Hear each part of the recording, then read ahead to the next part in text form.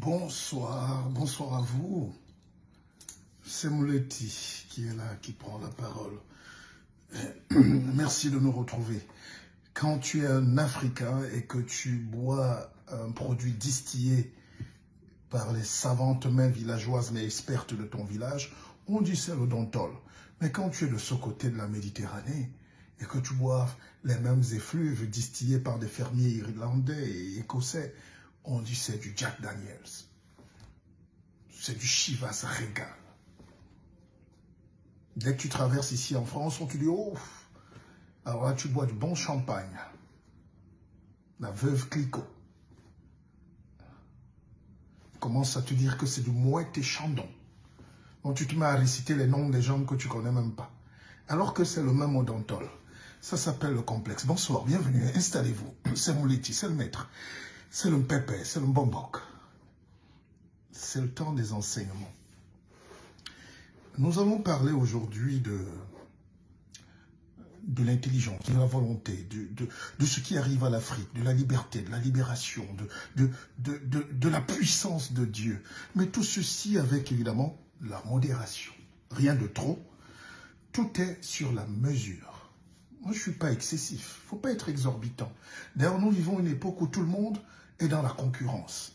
Les frères se jalousent, les sœurs se dépeignent, se méprisent, s'entretuent, s'insultent pour un bout de mèche, pour un bout d'étoffe, pour un bout de terre, pour un bout de... Quand vous demandez à des frères, pourquoi vous ne vous parlez pas? Ah, ils m'énervent. Quand vous demandez à des sœurs, mais pourquoi vous vous entretez sur Facebook? Ah. Nous devons être plus grands que ça parce que le temps à vivre sur Terre est très court. Vous savez, j'ai reçu beaucoup de mails, hein. Les gens me demandent, mais le guide, on ne voit plus tes directs, on ne voit plus... Mais je suis aussi fatigué, comme on dit chez ma grand-mère, Nawolo. Je m'appelle Nawolo. Parce que hier, quelqu'un m'a appelé, il me dit, mais où sont les directs? Je dis, ben, écoutez, moi, je n'ai pas le temps, je regarde aussi la Champions League. Vous savez que pendant 3 ans, je n'ai pas regardé le Champions League, je n'ai pas regardé les Benzema, les Kylian. Je me faisais violence, c'est-à-dire pendant qu'il y a les matchs de PSG, Croatia, Barcelone qui passent, moi je fais un direct, et un direct d'enseignement. Et maintenant avec toutes les restrictions que le petit Zuckerberg a les oreilles comme le lapin là, qu'il est en train de nous faire, on est obligé d'écrire. On vous dit d'acheter les livres, parce que nous on ne va plus s'exprimer ici, on n'a plus la force, je n'ai plus l'énergie. Heureusement, vous avez une télévision qu'on est en train de mettre sur pied. Là, je descends au Cameroun, on va définitivement la lancer. On a des bureaux à Dubaï, des bureaux à Paris et des bureaux à Yaoundé. C'est pour essayer de créer quelque chose de puissant. Il faut que la volonté soit là aussi. Il faut des moyens. Mais faites-nous confiance. Alors, celui qui n'a pas encore ce livre n'est pas mon ami. Parce que je voulais vous expliquer quelque chose de très simple. Et je le décris ici dans le chapitre 4, l'argent. Alors, ce livre, c'est le S comme spiritualité, A comme argent, E comme éveil. Donc, vous allez noter aujourd'hui que toute la vie tourne autour de S-A-E. S-A-E. Voilà. Spiritualité, argent et éveil. C'est la spiritualité qui vous donne l'argent. C'est l'argent qui vous donne l'éveil. Parce que vous pouvez même avoir l'argent, mais vous n'avez pas d'éveil. C'est pour ça qu'on reste pauvre. Élisée Ngaha, par déontologie, écris-moi inbox. Je sais que tu as ton adresse, envoie vite. Hankap, hankap. Et toi, tu es mon jeune petit frère qui m'aime beaucoup et je t'adore. Et tu payes bien. Alors, j'ai un ingénieur qui m'a... Alors, comment il s'appelle même? Il m'a appelé d'Allemagne, il m'a écrit. Et il m'a demandé de lui donner un livre. Et dans son message, il m'a dit, je suis de l'Allemagne, je suis ingénieur, chez Audi justement, et je fais partie des ingénieurs qui ne peuvent pas fabriquer une voiture entière, qui ne fabriquent que la boîte de vitesse. Et j'avais fait un live ici où je vous expliquais ce que c'est que la segmentation, comment les Européens jouent avec nos cerveaux, nos têtes, ils perdent le temps à nos enfants, on nous fait croire qu'ils sont ingénieurs, mais en réalité, ils ne sont pas ingénieurs, juste ils ne peuvent rien fabriquer. On te met chez BMW, tu sors de là après 30 ans, tu ne peux pas fabriquer une voiture. Ah, si on te donne la science pour fabriquer une voiture, tu vas rentrer en Afrique. Et les moyens, évidemment. Donc, on t'apprend à fabriquer le pare-choc et tu es ingénieur chargé des pare-chocs. Il y a l'ingénieur des pare-brises et vous vous rencontrez jamais. Et ça fait que vous êtes tous des ingénieurs, mais en réalité, vous êtes des grands ouvriers. On dit OS, ouvriers spécialisés. C'est pour ça que l'Afrique ne profite pas, ne décolle pas. Parce qu'on n'a pas ces savoirs fondamentaux acquis. Et pour avoir ces trois grandes choses, je vous le disais dans ce livre, écoutez bien. Je sais que vous n'aimez pas lire. Attention, j'ai perdu cette thèse. Alors, les trois grandes choses qui dirigent la vie, les trois grandes forces qui régissent l'humanité entière.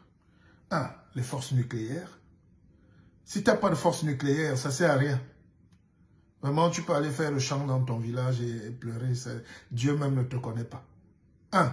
Il y a trois grandes forces pour se développer. Et c'est les forces-là que les autres utilisent pour diriger le monde. Je vous les donne donc aujourd'hui. 1. Bon, attendez, il y a toujours un perturbateur endocrinien qui dit « Atobra, bonsoir le guide. Pour l'amour du ciel, j'espérais que tu m'offrirais le livre. Atobra, fais le live. Enregistre, partage. Laisse-la à ton niveau. C'est pas vous les petits là qui dansez le Zoropoto et vous dépensez 500 € de whisky et champagne en boîte. Méfiez-vous, hein. Moi, je ne sais pas ce que j'ai fait à ces gens-ci. Vous, les Africains, vous êtes terribles. Quand moi, je donne des enseignements gratuits comme ça, prenez gratuit, arrêtez-vous là. Quand je vends aussi, il me dit aussi le livre doit être gratuit. Ça a un prix, ça coûte cher, c'est des années de travail. Ouais. Prenez le live gratuit. Mais tu vas les trouver en train de danser le Kwambole et les petits. Bon, vous savez ce qui m'épate au Cameroun? Beaucoup m'en veulent là parce que je ne suis plus le même. Ils croient qu'avec l'âge, la barbe blanche, il faut que tu... Non, avec l'âge, la psychologie aussi, on travaille le pouvoir du charisme. Maintenant, on est dans le charisme. On est dans l'eucharistie. On n'est plus dans les bavardages. Parce que Facebook n'est pas une vie. Quand tu sors de Facebook, tu es qui? Unaza, Yubelnda, Ubenminga, Yubelje. Tu as quoi? Tu es qui dans la société quand tu... Parce que je vois beaucoup se prendre pour des superstars de Facebook et de tout. Mais quand tu sors de Facebook, on ne te connaît pas, même dans ta commune. Tu n'es rien. Donc, c'est plus compliqué que ça. Hein? Alors, donc, je disais que voilà les trois grandes forces qui dirigent l'humanité. Sadra Kamdem, mon petit frère, quand tu m'aimais encore, je ne te sens pas depuis. D'ailleurs, je dédicace directement ton livre, parce que toi, tu es quand même un grand.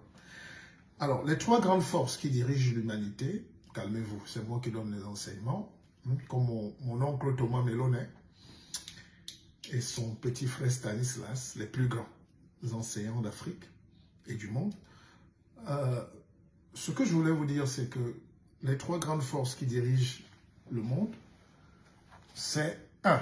Les forces nucléaires. 2. La gravitation. Et en 3, les forces électromagnétiques. Maintenant, demandez-moi de vous expliquer ce que c'est et partagez aussi. Partagez, parce que tout ce qu'on fait là dans l'Afrique aujourd'hui, on crie, on pleure, on n'a pas encore théorisé les grandes forces qui dirigent l'humanité. Rien que les forces nucléaires. Vous comprenez donc que quand tu as la force nucléaire, quand tu t'appelles la Corée du Nord, même si le président a les pantalons de Moriba, il bombarde, il lance les bombes, personne ne peut l'intimider. Même si tu es américain ou tout ce que tu veux, tu ne peux rien faire contre la Corée du Nord. Et moi, je pense que c'est par là qu'on aurait dû commencer. L'Afrique des indépendances qu'on dit là. Dès les années 60, tac, nucléaire.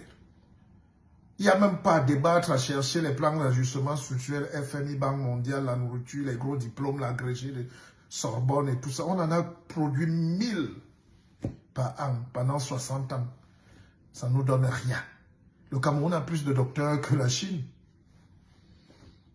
Le Cameroun a plus d'agrégés bavards ici que le Japon. Au Japon, on cherche juste l'ingénieur.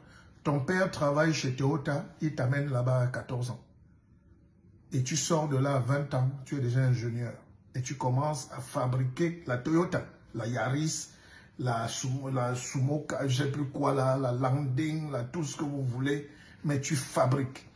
En Afrique, on fait le bavardage toute la vie. On sort de l'école étant vieux et fatigué avec la calvitie et puis on ne sait rien faire. Et après, on fuit, on vient en France se cacher, ou on va en Belgique. On fait encore de longues études inutiles. Vous avez déjà vu les Blancs fréquenter dans leur propre pays. Moi, je suis donc diplômé de ces grandes écoles ici. Je vous parle en patron, en grand frère. Vous avez déjà vu les Blancs faire les longues écoles ici. Ils sont déjà en formation à l'usine. En Allemagne, alors encore, c'est plus grave. Et l'Allemagne, ce n'est pas n'importe quel pays. L'Allemagne, c'est le plus grand pays européen. C'est la première puissance avec la France. En France, en Allemagne, il y a un seul terme, Ausbildung, la formation. Quand tu vas même à l'université de Cologne, de Munich et de tout, les enseignants, les grands enseignants là-bas ne sont pas agrégés. C'est des anciens soudeurs, des anciens métallurgistes, des anciens couturiers qui ont fait 40 ans de service, qui sont devenus enseignants. Et c'est là où l'Afrique se perd dans le bavardage. J'entends les gens faire des débats de diplômes ici. Qui a le plus de diplômes qu'un Camerounais? Mais regardez l'état du Cameroun. Mais qui a le plus de diplômes qu'un Congolais, un Ivoirien? On passe le temps à lire, à étudier. C'est pour ça que je vais revenir sur la notion de la volonté. Et comme on dit en anglais, where there is a way, there is a will. Et comme on n'a pas le will, il n'y aura pas de way. Quand tu n'as pas la volonté, il n'y aura pas de chemin. Il n'y aura même pas de parchemin. Il n'y aura que des routes pour des parvenus.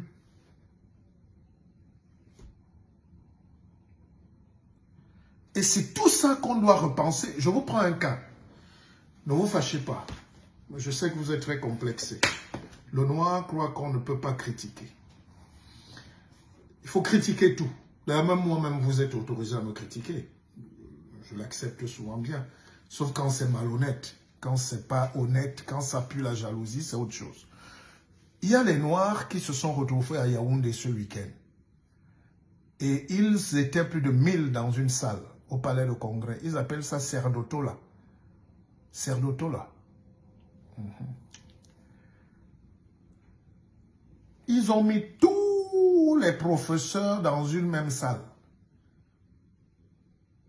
Qu'est-ce qui sort de là? Le bavardage, le bruit. Et la fierté de l'Afrique qui n'existe pas.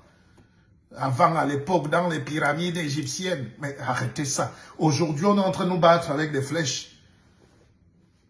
Empoisonnées partout. Et nous, on résiste avec les flèches. Voilà des agrégés, des intelligences, mais du temps passé. Ils ont eu leur doctorat en 1940, 50, 60. Ils ne se sont jamais recyclés. Ils disent qu'ils enseignent les enfants de 20 ans dans les universités en Afrique. Et c'est eux qui viennent faire des conférences. Oui, j'accepte. Mais qu'est-ce qui sort de là? Là. On sent rien de bon. À part du ressenti, de l'aigreur. Nous, on était, les Blancs nous ont fait, les Blancs ont dit la victimisation. Monsieur, je viens vous dire, du haut de votre magistère, l'heure, écoutez-moi, des complaintes est terminée. C'est la volonté, la fierté, la force, une sorte de puissance qu'on devrait dégager. On doit voir des jeunes sortir avec des projets brevetés. C'est l'Afrique qui a le nid de créativité, de créationnisme le plus élevé au monde. On est là, on raconte des choses. La Libye de Kadhafi. Oh, Cheikh Anta Diop avait dit, tout est bloqué à la Libye de Kadhafi. C'est votre alibi. C'est le seul d'ailleurs. Aujourd'hui, on vous demande, chers aînés, chers savants, chers chasseurs, aidons l'Afrique à produire. La nouvelle pensée. Je vous rappelle que même en France, ils ont mis 100 ans pour le siècle des Lumières. On n'est pas obligé d'attendre tous les 100 ans, ou tous 100 ans. Mais on est obligé aujourd'hui quand même de remasteriser la pensée. Là, je suis d'accord avec vous. Mais ce n'est pas juste une conférence où les gens viennent là avec leurs cheveux blancs.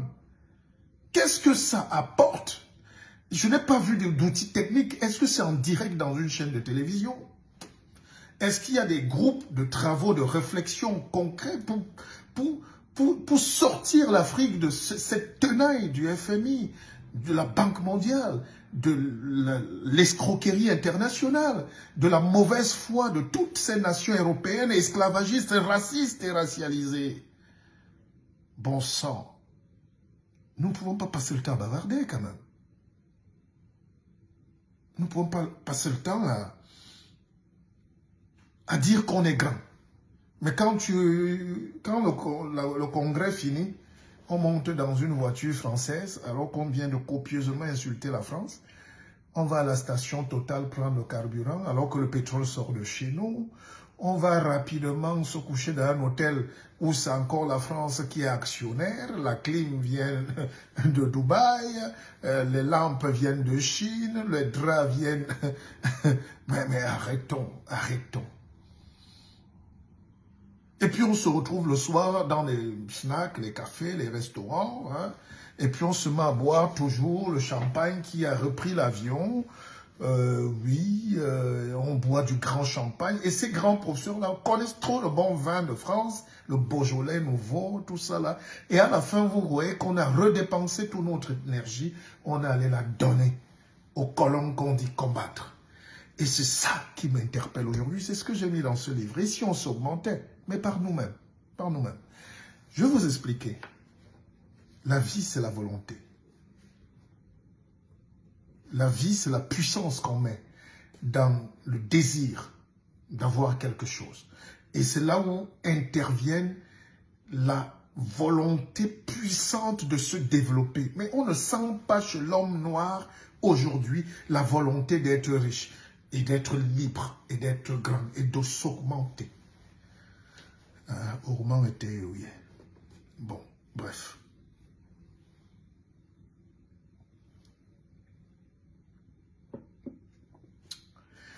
Et quand vous voyez tout ça, on va nous parler de modestie.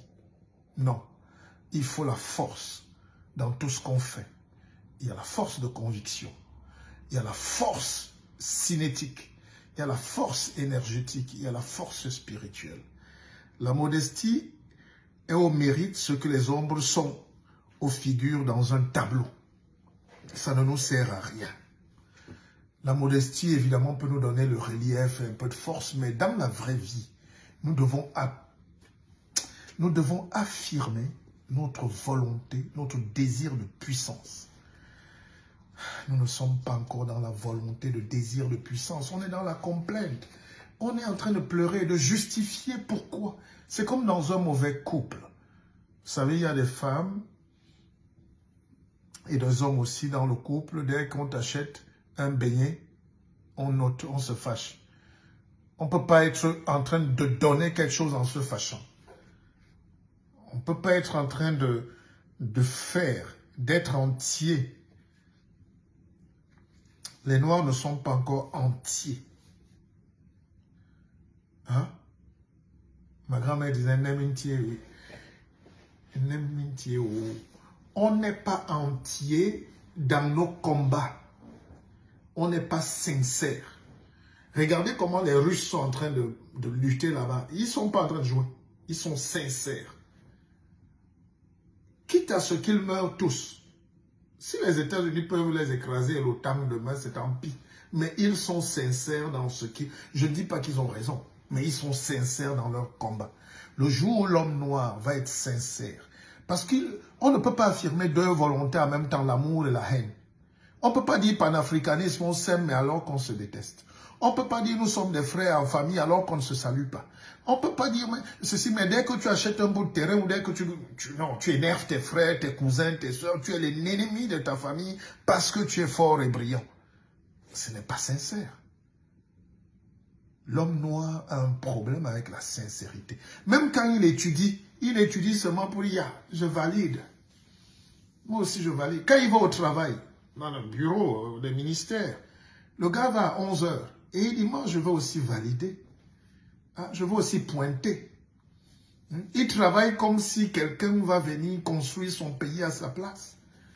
C'est comme si je viens ce matin en vous faisant le live ou ce soir et vous ne sentez pas la chaleur. Vous êtes, à moins d'être très malhonnête, vous me sentez très motivé. Vous sentez que je vous aime. Vous sentez que je peux même dire plus que ce que je ne dis là maintenant. Je suis prêt à me déshabiller. Je vous donne même ma veste. Je suis prêt à mouiller le maillot. Est-ce que l'Afrique mouille le maillot aujourd'hui dans tous les domaines? Il y a des jeunes qui m'appellent, là, ils font des conférences. D'autres disent qu'ils sont coachs, par exemple. Et puis quelqu'un s'est moqué un peu de... Il ne faut pas se moquer de ce travail de coaching. C'est depuis la nuit des temps. Hein? Les Américains sont premiers du monde parce qu'ils ne font que le coaching. Ils ne font qu'enseigner. Tous les statuts que vous partagez là, les tutos là, c'est les Américains. Ils se lèvent, ils se mettent à enseigner. Ils partagent son expérience. Dites-moi quel est l'Africain, on n'est pas très nombreux, qui prend du savoir, qui va puiser, qui vient donner. Qui va à la rivière du savoir, qui vient donner. Parfois mal, parfois peu, parfois... Mais pourquoi nos intellectuels, tous les gens, je vous ai cité la conférence de tout à l'heure, imaginez que tous ces grands agrégés-là ne font jamais de live. Ils sont dépassés. Ils ne savent même pas ce que c'est que Facebook, ni TikTok, ni rien du tout. Ils attendent aller enseigner dans une petite université au Congo, dans un amphi de 200 ou 100 personnes, et ils limitent le savoir, alors que justement ces outils-ci qu'on a aujourd'hui doivent nous permettre de donner le savoir même aux pygmées dans les villages. Quand j'arrive dans mon village, je trouve des jeunes qui me disent « Hé, Mouleti, on suivait ta vidéo hier, mais le courant est parti. » Ça me touche. Je dis « Mais moi, j'étais à Paris, j'étais à Londres, je fais une vidéo, vous suivez au village. » Oui, Mouleti, on a essayé de copier un peu la vidéo, mais on a vu juste 20 minutes. On n'avait plus de crédit. Donc, la jeunesse africaine a besoin aujourd'hui des data. Travaillons pour leur donner des data, de la connexion. Travaillons pour donner à la jeunesse de la lumière, de l'énergie. Et maintenant, travaillons à leur donner des enseignements pour tous. L'université, c'est terminé. L'école est terminée. Nous sommes en train de vivre les dernières heures de l'école. Comme on la connaît là. Comme les Charlemagne nous ont amené ça là-bas. Aujourd'hui, on formera des ingénieurs. Juste avec le téléphone portable et à la maison. La preuve, le journaliste n'est plus quelqu'un de respecté aujourd'hui dans la société. Nous, c'est Bac plus 10. Le journalisme tel que conçu, à part ceux qui sont des génies qui n'ont pas besoin de diplôme, mais le journaliste, c'était le métier le plus prestigieux. Aujourd'hui, dès que tu allumes ta caméra, tu es journaliste. C'est terminé. Je ne dépasse pas quelqu'un qui a allumé une fille folle qui vend ces mèches-là. On est tous journalistes aujourd'hui. Bon, évidemment, vous savez comme vous n'êtes pas bête, vous savez comment reconnaître les étages. Mais c'est le journalisme. Le gars qui danse là en se grattant la culotte, il est journaliste puisqu'il a allumé la caméra, il est déjà journaliste. N'allez pas lui dire qu'il n'est pas journaliste, il a 15 000 vues tous les soirs. Toi, tu joues l'intello, tu n'as même pas 10 vues. Mais c'est un monde qui est en train de changer. La médecine, pareil. On n'aura plus besoin de médecins. Enfin, il y a beaucoup de branches de la médecine qui vont disparaître. Aujourd'hui, quand vous arrivez dans les hôpitaux, c'est les robots qui vous font le diagnostic, l'IRM, tout ça là. On ne forme même plus aujourd'hui les médecins en opérateurs de plateau technique. Donc le médecin ne te touche plus, c'est le robot qui t'opère, mais le médecin contrôle le robot. C'est un nouveau métier, ce n'est plus de la médecine de nos grands-parents. Donc, vous comprenez que vous ne savez même pas ce qui nous attend, les amis. Nous sommes en train de basculer dans un monde où tout le monde doit être savant, tout le monde doit chercher le savoir, pardon, tout le monde doit être libre, tout le monde doit avoir de la connaissance à magasiner. Et c'est l'Afrique qui est le continent le plus fermé aujourd'hui.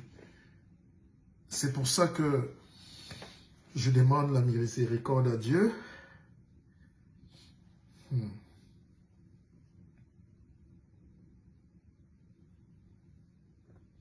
faut qu'on arrive à être à la mode. Pas pour suivre la mode, mais pour être dans le combat qui nous attend. Nous vivons dans un monde aujourd'hui où tout va très vite.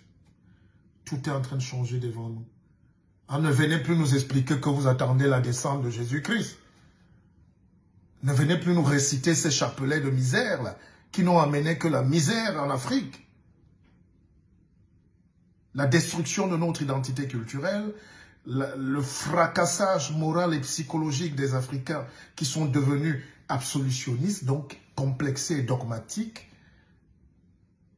alors que la science, c'est le dépassement des croyances, des idiosyncrasies.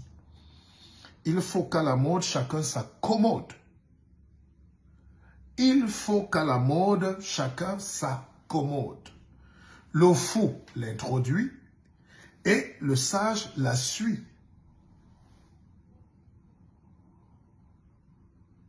La mode est là. Le monde a changé. La modernité. C'est pour ça qu'il faut, pour qu'on résiste demain à cette vague-là, il faut qu'on soit solidaire. Et dans la solidarité, il y a le mot solide. Si vous n'êtes pas solide, vous ne pouvez pas être solidaire. Le français est très bien. Nous l'enseignons aux petits blancs de France aussi.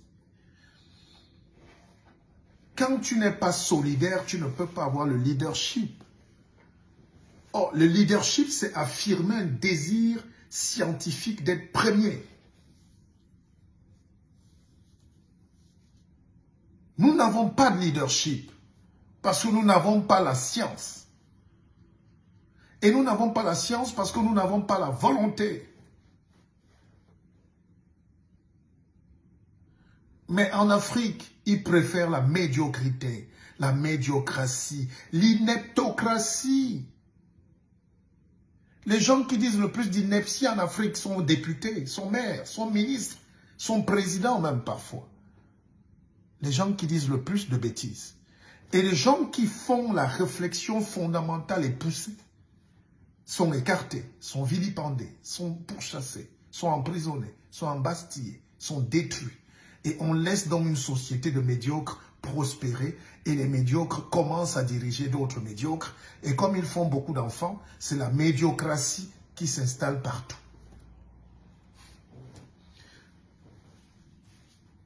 En Afrique, nous parlons de démocratie en réalité.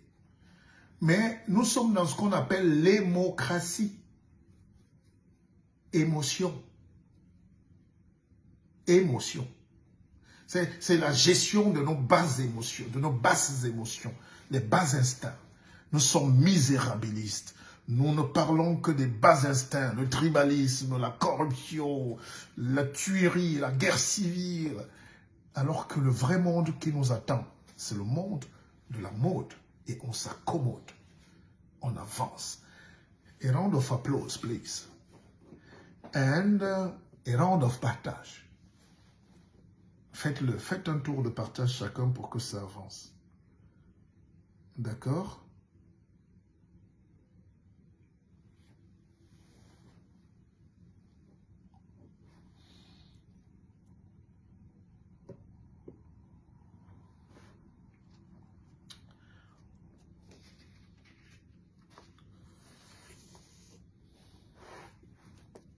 Vous ne partagez pas.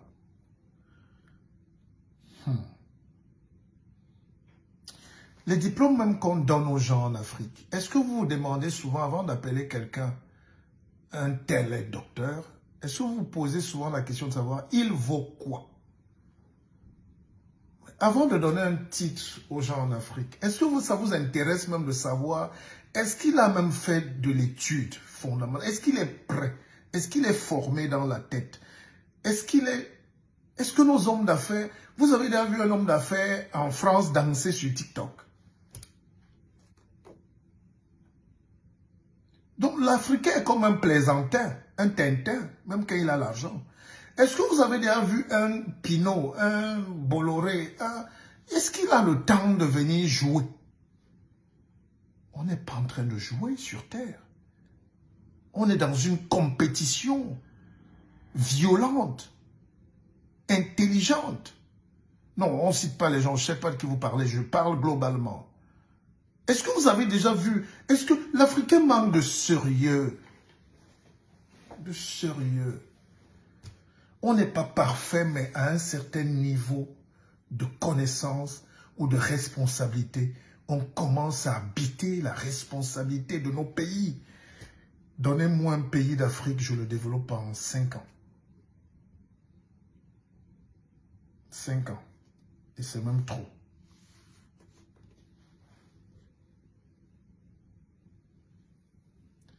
C'est Alfred de Musset qui disait, parlant de la vacuité intellectuelle qui habite l'Afrique, nu comme un plat d'argent, nu comme un mur d'église, nu comme le discours d'un académicien. Nu comme un mur d'église. D'ailleurs, parlant d'église, dites-moi en Afrique, pourquoi, surtout ici, vous êtes en Afrique, vous voulez venir ici en Europe où ils ne croient plus en Jésus-Christ. Mais pourquoi vous voulez venir ici? Vous qui êtes croyants là-bas. C'est-à-dire que quand tu apprends au noir à goûter quelque chose, le sel, il ne laisse plus. Il va seulement avoir l'AVC, l'hypertension. Dès que tu montres à un esclave le sucre, il va seulement mourir là. Vous savez comment on domestique les animaux? Faites cette expérience. Quand vous avez un chat, un chien ou tout ce que vous voulez, un animal domestique à la maison, pour qu'il soit définitivement stable et qu'il vous appartienne, introduisez le sucre et le sel dans son alimentation. Mettez le sel dans la nourriture du chien, il ne part plus. Mettez le sel dans la nourriture d'un animal domestique, du chat, il ne part plus. C'est-à-dire, il devient fou. Il vous appartient. Et l'esclavage qu'on a subi pendant 400 ans, c'était pour la recherche du sel et la culture du sucre. Et quand on faisait les cannes à sucre et les champs de coton, on nous faisait goûter notre propre sucre aux esclaves. C'est pour ça qu'on peut justifier le fait qu'ils ne bougeaient plus. Partagez ce direct, ils vont l'effacer. Zuckerberg avec ses oreilles là, comme le lapin. Un petit mal élevé comme ça. Il nous coupe les vues, il nous empêche d'enseigner, il nous empêche et il met les publicités dans nos vidéos. Escroc. Bon, d'autres vont dire que c'est de l'intelligence, mais c'est du vol. Alors, donc, j'étais en train de vous dire que les Africains, vous aimez tellement Jésus-Christ et Mohammed. Bon, mais Jésus-Christ a dit, Jésus-Christ, vous nous embêtez avec ça, vous nous empêchez de réfléchir. Si c'est bien pour vous, dormez avec votre croyance dans vos chambres. Quand ça sort déjà sur la place publique, ça devient la nuisance au quartier. C'est là où vous n'avez pas le discernement. On ne vous en veut même pas, vous n'êtes rien. Mais de là à venir polluer l'espace public, les réseaux sociaux, les villes, les cités, même en France, en Europe, en Allemagne, partout, les Noirs sont avec les foulards, les longues jupes qui touchent le sol, les barbes sales, et ils disent qu'ils veulent prêcher l'évangile. Vous êtes venus ici prendre du savoir, la connaissance, la science, pour la rapatrier dans vos pays, que vous devez développer, monsieur. Vous n'êtes pas venus ici vous balader avec les foulards et les Bibles en main. Bon sang. Si vous aimez tellement Dieu et Jésus-Christ comme vous prétendez, et les trucs chrétiens, pourquoi vous venez en Europe? Plus c'est mort, il n'y a plus rien ici. L'église en face de moi, c'est devenu une discothèque. En Allemagne, les églises sont des restaurants. En Italie, c'est pareil. Ils ont tout fermé, ils font autre chose. Le temps de cathédrale est fini. Et c'est ce switch-là. L'Africain n'arrive pas à passer à autre chose. Le disque est rayé et il bug sur la même phrase, la même note, la même gamme depuis 100 ans. Il faut dépasser. On est dans un monde aujourd'hui éclectique où tu ne peux pas... Vous demandez, d'autres disent multipolaire, la guerre, ceci, le monde est devenu multipolaire. Mais c'est vous-même qui voulez le rendre donc dogmatique dans un monde multipolaire.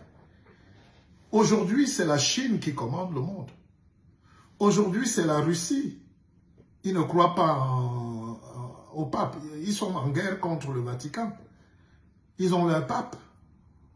Les Chinois ne connaissent pas Jésus-Christ. C'est pour ça qu'ils sont leaders aujourd'hui.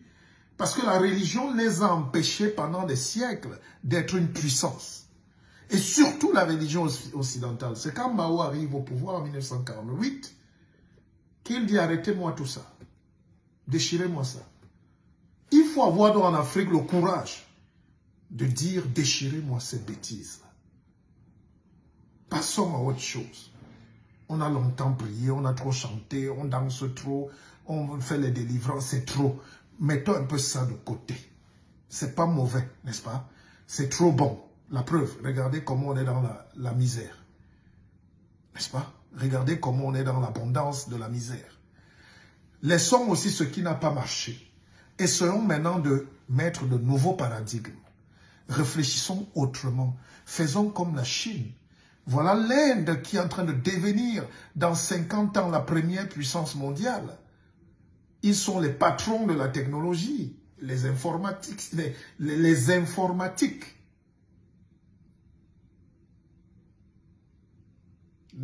Je ne dis même pas l'informatique parce que c'est plusieurs réseaux. Les réseaux informatiques du monde sont entre les mains des petits Indiens.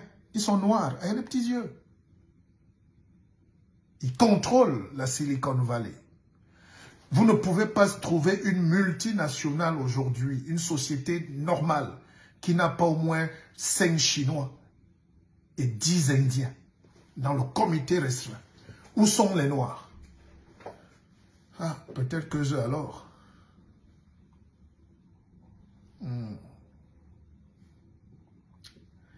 Et Amouleti.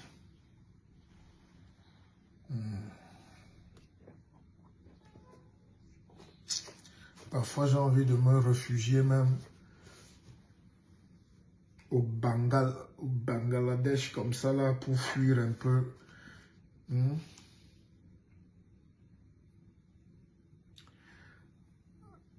Tout ce qui nous intéresse aujourd'hui, c'est le coaching, l'enrichissement. Hein? Nous sommes riches, faisons un poulailler, cotisons. Arrêtez ça, monsieur. Quand je crée le BISOC fonds d'investissement, j'investis d'abord sur la tête, l'humain. L'argent, oui, peut-être, mais d'abord l'intelligence, l'intellect. C'est Socrate qui disait la nourriture, c'est quoi? Les autres hommes vivent pour manger, tandis que je mange pour vivre. C'est un peu ça que vous devez faire aujourd'hui. Vous devez faire les affaires pour vivre, mais pas vivre pour faire les affaires. Je ne sais même pas comment vous dire.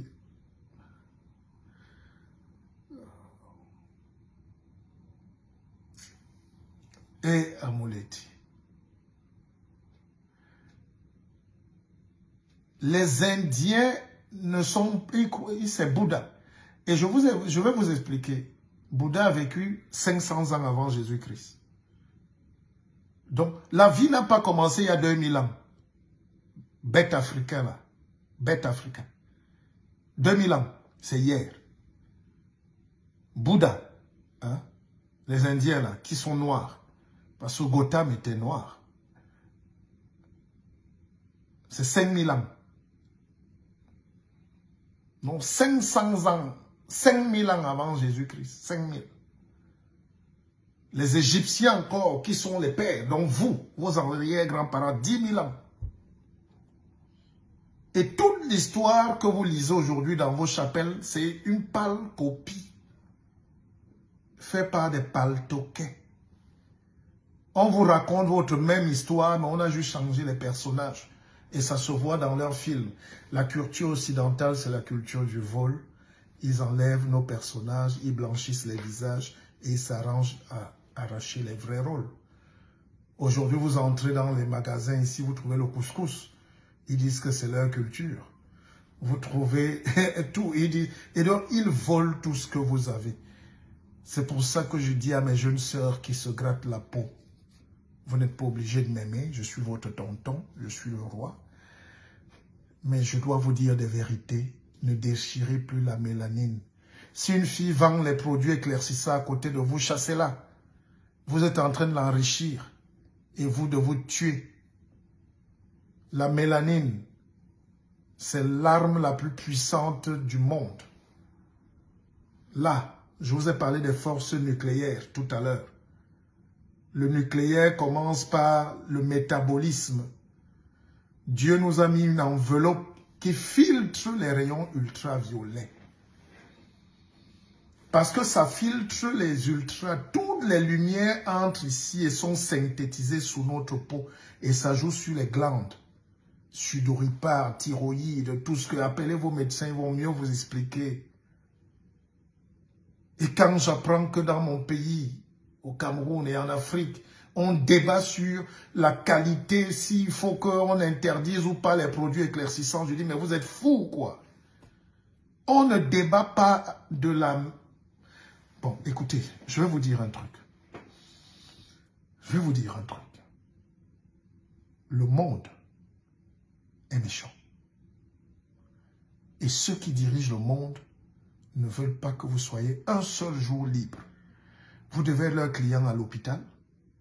Vous êtes leur client à la pharmacie. Vous êtes leur client au bar. Vous êtes leur client à la cigarette. Vous êtes leur client partout. Vous êtes le produit. Il faut qu'on vous achète. C'est pour ça que nos sœurs qui vendent même les produits éclaircissants, là, ce n'est pas elles qui fabriquent.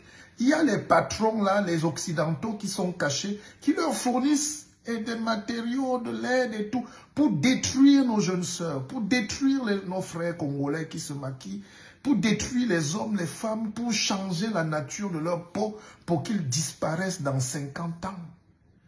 Pour qu'ils soient morts avant 60 ans, pour qu'ils n'aient pas de descendance, pour qu'ils aient des enfants malades, idiots, bêtes.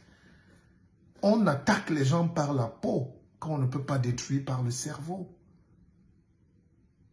C'est pas normal.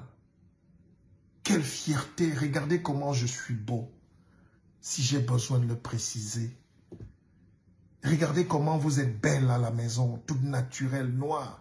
Et j'étais l'autre jour à Carrefour, à Yaoundé, le magasin, et j'ai remarqué que tous les occidentaux qui étaient là, tous les petits blancs qui étaient là, et qui avaient des femmes noires, avaient des femmes vraiment bien, naturelles, avec les matobos sur la tête. Et pourquoi c'est nous?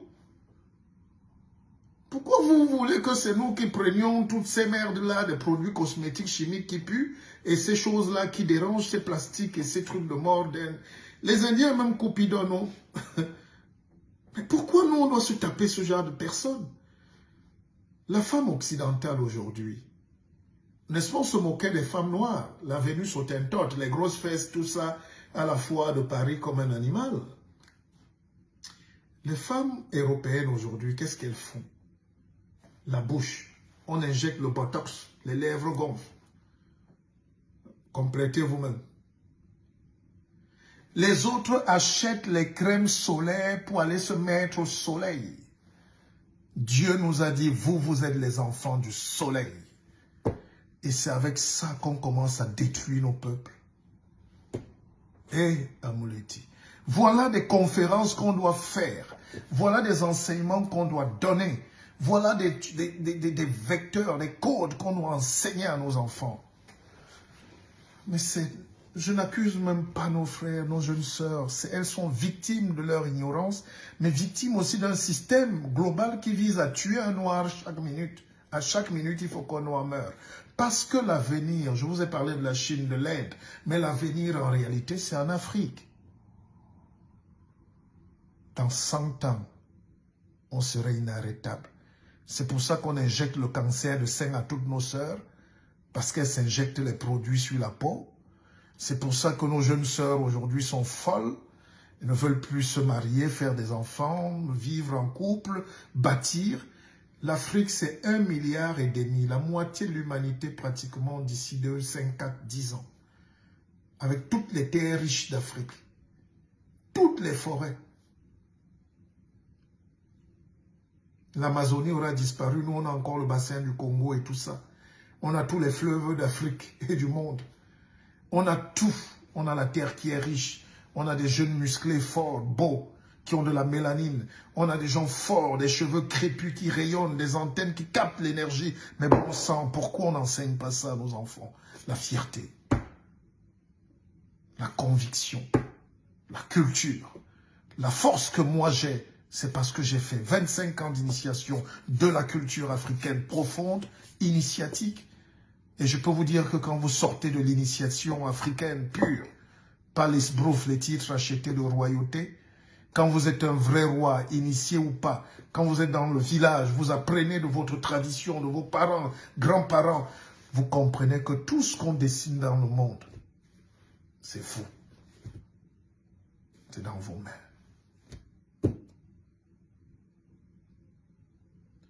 L'homme noir est tellement puissant parce qu'il dégage l'énergie. Il dégage une énergie terrible. Cette énergie-là, c'est ça qui énerve. C'est ça qui est à la base du racisme. Cette énergie-là énerve les autres. Parce que Dieu nous a tout donné. Les femmes européennes aujourd'hui, qu'est-ce qu'elles font? Elles veulent avoir ce que la Vénus Hottentote. On se moquait d'elles comme un animal. Les fesses. Le popotin qui balance. Toutes les filles européennes aujourd'hui, elles s'opèrent des seins, des fesses, des cheveux, de tout. Elles veulent avoir votre peau, elles vont se bronzer. Et vous, vous croyez à la chimie qui détruit. Bon, c'est peut-être même pas le sujet ce soir, mais il faut toujours revenir là-dessus. Il faut revenir là-dessus.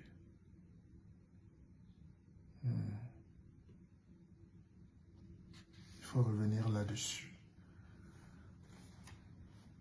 Je vais vous laisser. Je suis un peu fatigué.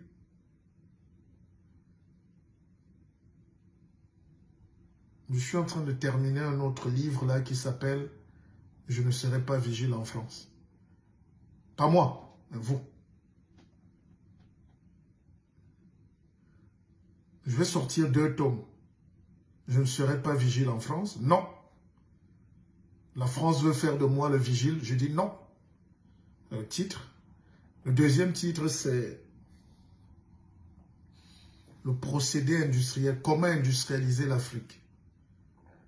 Parce que c'est un crime de prendre nos sœurs. Elles sont bien en Afrique, enseignantes, avocates. Elles étaient à l'université, elles viennent être aides-soignantes ici. 30 ans d'aides-soignantes. Il faut arrêter ce massacre. Nos frères sont ingénieurs au Cameroun, professeurs. Ils viennent ici, sont vigiles à Londres, vigiles à Bruxelles, vigiles en Allemagne, vigiles aux États-Unis, vigiles. Arrêtons ça. Je dis non. Il faut qu'on commence à changer ça. Donc, je vais vous laisser. Je suis en train de monter une industrie de transformation, une raffinerie d'huile. Je vous demande de prendre nos actions, d'autres business dans le BISOC Fonds d'investissement. Voilà les livres que j'ai publiés. Je vous demande de les commander.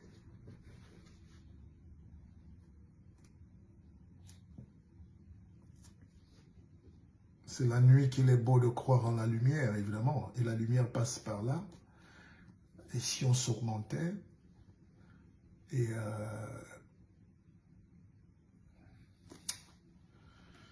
commandez le livre, écrivez-moi. Rejoignez ma structure et je vous aime. J'ai fait ce live ce soir parce qu'il y a beaucoup de gens qui m'écrivent et qui me témoignent de leur sympathie, de leur gratitude. Je suis étonné. Hein? Je ne savais pas que nous travaillons beaucoup comme ça. Les gens aiment ce qu'on fait. Je vous dis merci, je vous aime aussi. Si je peux vous donner plus. Et puis, je traiterai aussi des questions plus politiques parce que nous avons des enjeux très politiques qui arrivent. L'enseignement, c'est tout ça.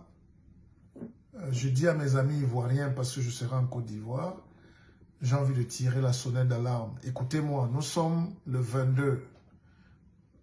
Nous sommes le 22. Non, nous sommes le 27, c'est ça?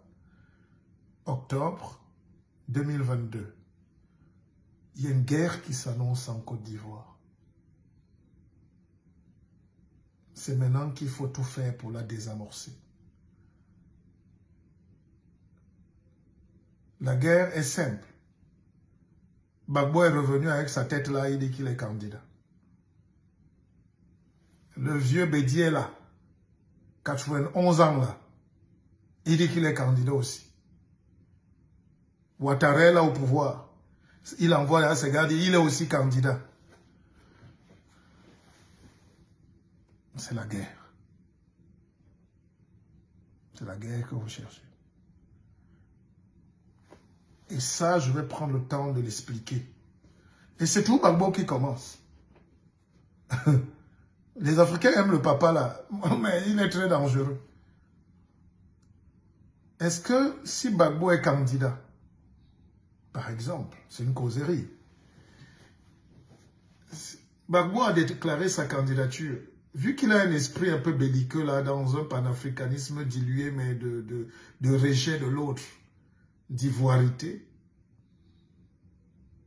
il fait le malin, mais c'est des gens profondément ethnicides, racistes. Gbagbo est trop tribaliste. Il ne peut pas le cacher. Ça se voit. Il y a beaucoup d'Africains qui aiment ce genre de type qui sont tribalistes. Il n'est pas pour l'ouverture de l'Afrique. Alors, et il y a la France qui est le patron en Côte d'Ivoire qui investit massivement. Ça s'appelle les IDE, Investissements Directs Étrangers. Ils investissent en Côte d'Ivoire plus qu'en France même. Est-ce que la France va accepter un type qui menace ses intérêts vienne au pouvoir? Ou est-ce qu'il faut faire comme Houphouët-Boigny, un savant dosage d'intelligence, de jonglage avec les partenaires? C'est ces questions-là qui dérangent l'Afrique. Le noir est très tribaliste, enfermé dans la bulle tribale. C'est pour ça que dans nos pays, vous avez vu au Rwanda, ils jouent les modèles aujourd'hui, mais il a fallu d'abord que 2 millions d'abrutis s'égorgent entre eux, manipulés par la France, comme ils disent. Moi, je ne crois pas à ces choses-là. Vous êtes manipulés parce que vous êtes manipulables. Alors, donc, ça me fait peur. Ça me fait peur, la situation en Côte d'Ivoire. Les Africains ne sont pas prêts d'accepter la différence. Un étranger au pouvoir. Étranger. Ça nous fait basculer sur l'Angleterre. Le premier ministre, c'est un président. Le premier ministre anglais s'appelle... Ils savaient qu'il a Ricky. Il est indien. Père et mère indien. Évidemment, il a épousé la femme la plus riche d'Angleterre. Évidemment, il a 40, il est né en 80, c'est ça? C'est un enfant, il a 42 ans. Mais il est indien, il est noir. Chez la reine d'Angleterre, le roi Charles, des pays hermétiques, mais ils mettent quand même un étranger. Quelqu'un qui n'est pas de la couronne, quelqu'un qui n'est pas blanc. En Afrique, est-ce que vous avez la capacité d'être grand? J'ai vu au Cameroun, là, mon jeune frère Cabral Libi, il est trop ancré dans le tribalisme. Je ne sais pas ce qui... Je vais un peu lui demander que petit, qu'est-ce qu'il y a même dans vos têtes là? Vous voyagez déjà. Ça fait pas longtemps que vous voyagez, mais vous regardez comment le monde marche. Mais vous nous ramenez tout dans les communautés, le tribalisme. Les grands pays, donc, comme l'Angleterre, nous montrent que l'essentiel, c'est de dépasser la peau pour prendre l'idée. Le premier ministre anglais est brillant.